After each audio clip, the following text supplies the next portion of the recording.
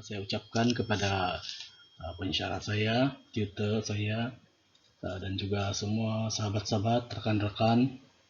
Pada kali ini saya akan membentangkan proposal ataupun cadangan kajian tindakan yang telah saya sediakan. Dalam slide yang pertama ini, saya akan membentangkan ataupun memaparkan butiran-butiran tajuk yang akan saya laksanakan yang telah saya sediakan, yaitu tajuk yang saya sediakan adalah pembudayaan My E-Lesson, suatu tinjauan dalam kalangan guru dan pentadbir di Sekolah Kebangsaan Bakuku Tenem Sabah. Penulis kajian ini ialah Julius bin Antodin, bernomor kad pengenalan 7905311125507.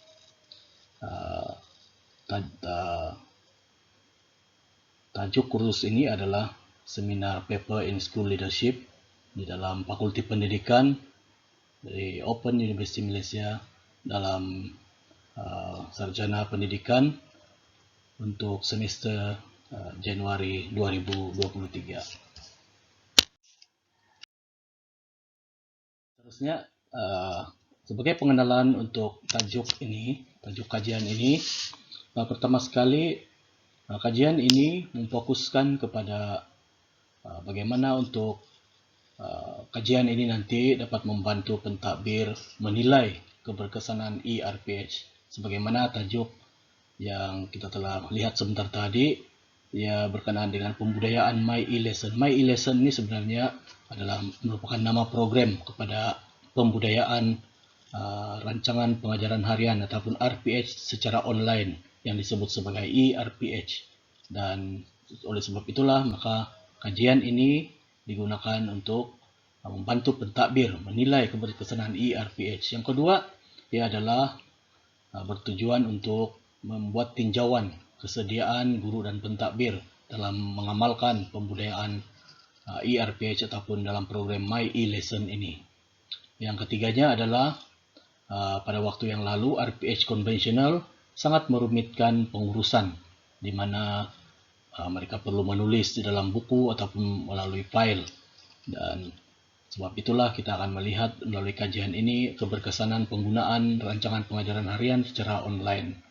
Dan seterusnya yang keempat, kita melihat bahwa dalam panduan penulisan RPH yang dikeluarkan melalui Surat Pekeling Ikhtisas bilangan 3 tahun 1999 oleh Kementerian Pendidikan Malaysia menyatakan bahwa rancangan pengajaran harian boleh disediakan dalam apa jua bentuk. Oke, jadi ERPH ataupun RPH online ini memenuhi syarat berikut. Dan seterusnya, kajian ini juga akan melihat peralihan rancangan pengajaran harian secara manual kepada rancangan pengajaran harian secara online ataupun ERPH. Nah, seterusnya adalah yang terakhir, sebagai pengenalan adalah amalan pembudayaan ERPH, adakah perlu diteruskan atau tidak. Kita akan melihat sebentar nanti. Oke, kita pergi kepada next slide. Penyataan masalah di dalam kajian ini, kita tahu bahwa sebagian besar guru sebenarnya bersetuju penggunaan ERPH ini adalah melalui kajian-kajian yang pernah dilakukan sebelum ini. Di dalam penulisan penuh dalam kertas proposal itu, saya ada menyatakan di sana bahwa ada beberapa kajian yang sudah dibina menunjukkan bahwa guru bersetuju, ramai guru bersetuju penggunaan ERPH ini. Dan ERPH ini dikatakan sebenarnya menjimatkan masa dan juga menjimatkan kos, karena menggunakan online. Penggunaan ERPH juga ini sebenarnya bergantung kepada kesediaan guru sedia atau tidak untuk melaksanakan ini. Dan kemudian beban tugas bukan hakiki yang menjadi cabaran kepada guru. Tugas-tugas lain menambah beban tugas guru-guru. Inilah sebabnya ERPH ini sangat penting untuk mengurangkan beban tugas mereka ini. ERPH juga diharap akan dapat meningkatkan kecekapan pengurusan. Kita akan lihat di dalam penulisan penuh saya itu bahwa ada dinyatakan di sana bahwa dianya akan dapat meningkatkan kecekapan pengurusan, terutamanya untuk pentadbir. Dan yang terakhir adalah untuk sebagai penyataan masalah di sini dalam kajian ini ialah membudayakan amalan IRPH ini di dalam kalangan guru dan juga pentadbir. Melalui kajian ini kita akan melihat semuanya ini. Oke, dan seterusnya, apakah objektif dan persoalan kajian yang akan dilaksanakan ini sangat penting ya, dan ini ada 3 objektif yang telah saya letakkan dan juga 3 persoalan kajian yang menjawab kepada objektif ini. Yang pertama, objektif kajian adalah untuk meninjau kesediaan guru dan pentadbir. Oke, dalam IRPH ini. Kemudian mengenal pasti keberkesanan IRPH sama ada ia dapat mengurangi beban tugas guru ataupun tidak. Kemudian mengenal pasti implikasi IRPH ini terhadap kecekapan pengurusan. Tiga objektif ini akan menjawab kepada tiga persoalan di bawah, yaitu pertama, apakah guru dan pentadbir bersedia? Okay. Apakah aplikasi IRPH ini akan memberi kesan yang positif? Dan yang seterusnya, apakah pembudayaan MyEL ataupun IRPH ini mampu meningkatkan kecekapan? Okay. Apakah ia mampu meningkatkan kecekapan? Itu adalah objektif dan juga persoalan kajian. Okay. Kemudian kita akan melihat kepada kerangka teori. Ini adalah teori yang banyak kita dapat berkaitan dengan teknologi. IRPH ini berkaitan dengan teknologi, makanya sebarang perubahan ataupun penggunaan teknologi akan meningkatkan suatu kecekapan. Dalam kajian ini, kerangka teori yang saya laksanakan adalah, kita melihat kepada pembudayaan itu sendiri.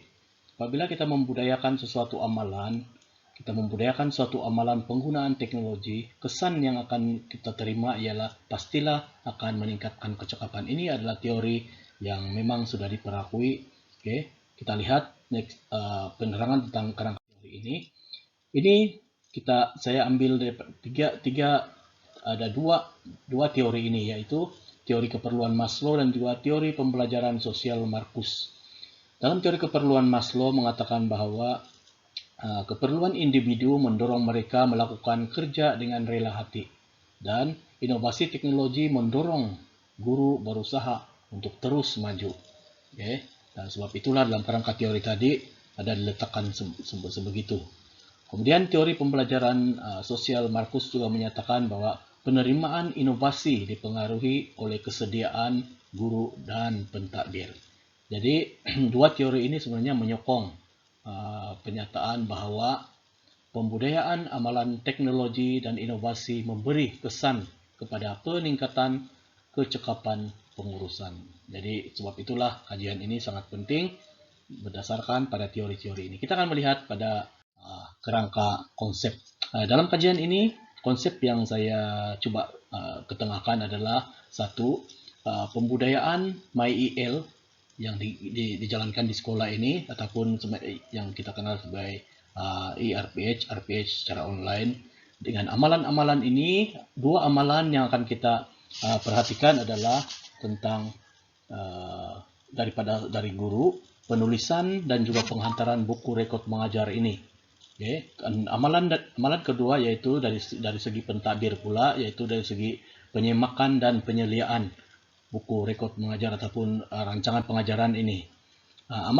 Dua amalan ini kita akan lihat apakah kesan dia. Kalau sekiranya mereka melaksanakan dua amalan ini secara online, kesan yang akan terlihat ialah, kalau kita lihat di sini adalah dia akan meningkatkan kecekapan. Dari segi kecekapan, dia akan meningkatkan peningkatan kecekapan dalam pengurusan buku rekod mengajar guru, dan juga yang kedua, kesan dia adalah dia dapat mengurangkan beban tugas guru sebagaimana yang dinyatakan dalam pernyataan masalah tadi bahwa beban tugas guru itu sangat mencabar, tetapi dengan amalan ini, dengan adanya kajian ini nanti kita akan dapat melihat bahwa adanya pengurangan beban tugas dengan memperkenalkan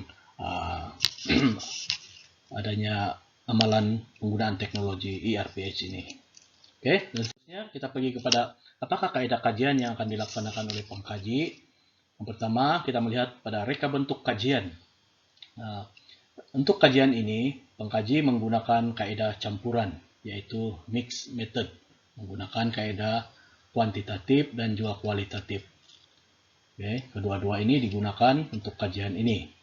Yang kedua, kaidah persampilan yang digunakan ialah populasi yang diambil adalah di sebuah sekolah rendah di pedalaman Sabah.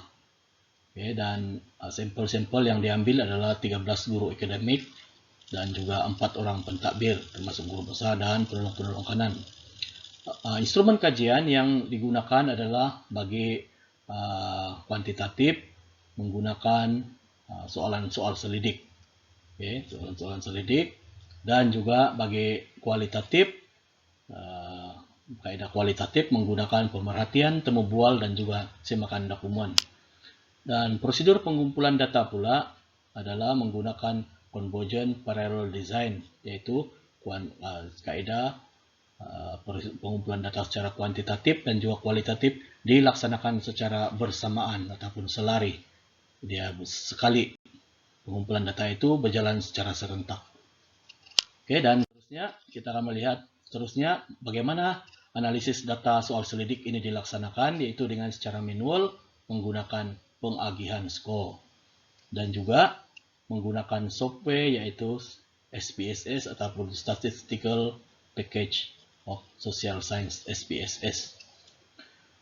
Seterusnya analisis data untuk pemerhatian, kita lihat sini dia ada menggunakan jadwal code activity dan juga jadwal pemerhatian. Jadwal-jadwal ini ada dilampirkan di dalam penulisan penuh proposal kajian ini. Kemudian bagi menganalisis data temu bual, ianya menggunakan transkripsi manual ataupun verbatim dalam membuat analisis temu bual ini. Manakala bagi analisis data untuk penyemakan dokumen pula akan menggunakan jadwal perbandingan, yaitu perbandingan antara data sebelum program dan juga data selepas program untuk menilai adakah program MyEL ini ataupun penggunaan ERPH nanti berkesan ataupun tidak. Dan kemudian akan disediakan graf analisis perbandingan, untuk melihat data-data ini.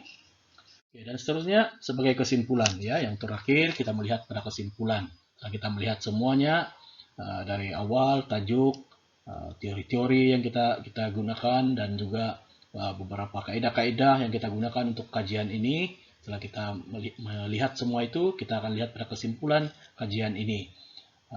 Kajian ini nanti menyatakan bahwa masyarakat berteknologi maklumat merupakan